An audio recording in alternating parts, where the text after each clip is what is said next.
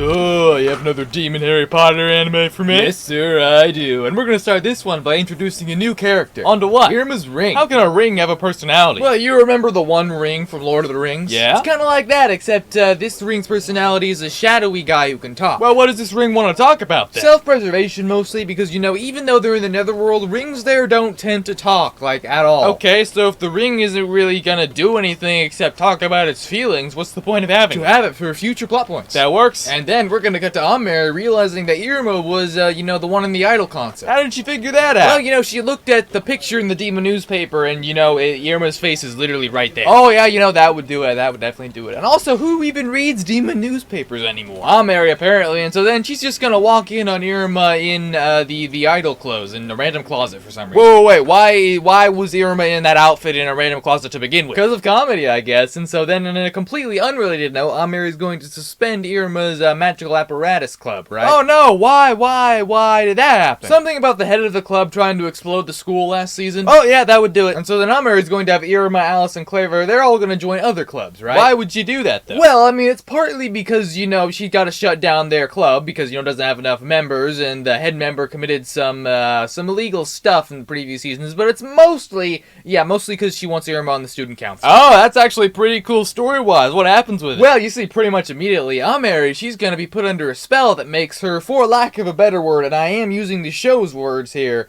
dainty. What does that mean for her character, though? Well, you know how a large part of her personality is that she likes to kick people? I mean, yeah. Yeah, so under the spell, she doesn't really do that anymore. Oh, no. Well, this guy, Ronove, he sees what happens to Ameri and decides that, you know, this is the perfect opportunity to challenge her for the position of student council president, right? Ah, who's this Romeo-looking guy? Well, he's got the ability to look at him, and he wants to be student council president for some vague reason. I'm guessing there will be no further character development required. Not at all, and so then we're just going to immediately have an election. Oh, well, it sounds like it'll be hard for Ameri to beat someone who I assume will pose some kind of challenge under the effects of that spell. Actually, Sir Simple, barely an annoyance. Oh, really? Yeah, because, you know, she just screams really loud, and that seems to break the spell, and so she wins easily after that, yeah. When in doubt, scream until the police think you're insane. That's what I always do. What? And so then Iruma's Ring of Gluttony is going to remember that it's a character in the show and decide to do something actually in the show by, you know, turning Iruma evil. Why does it do that? Well, essentially, demons in the netherworld, they have this thing called an evil cycle where occasionally they turn evil, right? And, you know, Iruma's a human, so he doesn't really have So one. the plan is to give a human an evil cycle to make him appear more demon-like? Exactly, and so now Iruma's like a teen heartthrob, right? So he's mean to everyone and everyone loves it. Well, that doesn't seem good. Well, you gotta remember that we're talking about Iruma here, right? And so, when I say evil, it's really just like, he's a little more direct. And what is this newfound directness going to lead to? Well, Iruma looks around the misfit class and realizes that all of them are, like, pretty dang strong, so maybe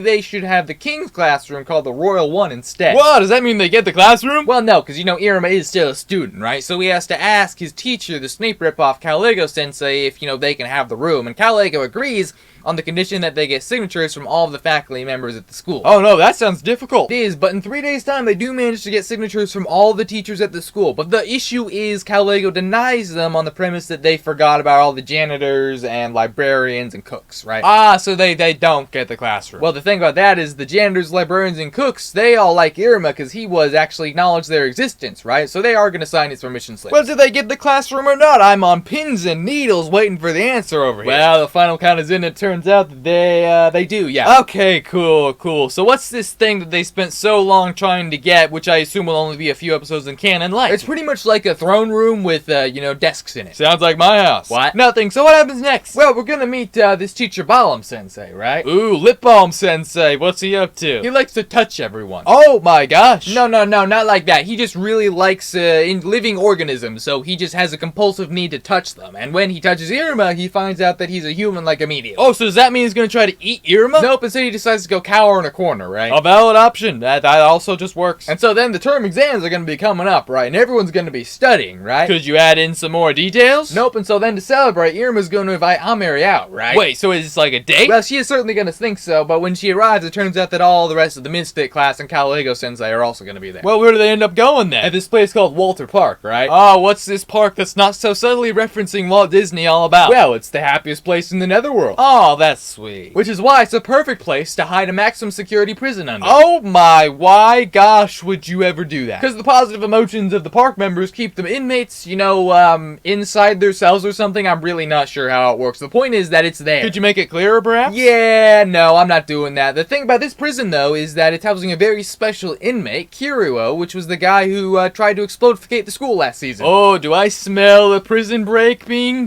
formulated? In fact, you do, because it turns out this group called the Six Fingers are going to try to cause chaos in Walter Park by releasing all these giant monsters and break Kiryu out in the process. And do they? Oh, yeah, they do, but that's not important at all, so instead we're going to focus on the students. But what if, you know, I wanted to see the prison break, say? Too bad, instead you get to see Iruma defeat this giant monster by using his gluttony ring to eat all of its mana. Oh, okay, I mean, I guess, is that at least gonna look cool? Very cool, and you know, also the ring's gonna kind of turn into a cat while it's eating, so you know, maybe that's funny. Maybe. And so Ameri, she decides that enough is enough, and it's time to invite Iruma out on a date, right? Oh, an actual date between the two of them. Finally, it took until, like, the end of season 2. Where's it gonna be? Oh, well, it's this really cool thing like an aquarium, but it's also a water park. Oh, does that mean we get to see Ameri in a swimsuit? Indeed we do. We also get to see Ameri carry Iruma, and on a separate occasion, Iruma carry Ameri. Wait, isn't she like so much taller than him? Like double his height even? Like how does that even gonna work? Oh yeah, simple weight reduction spell does the trick on that. And anyway, then we're moving on. Onto what? Oh, this little thing called the plot. Wait, whoa,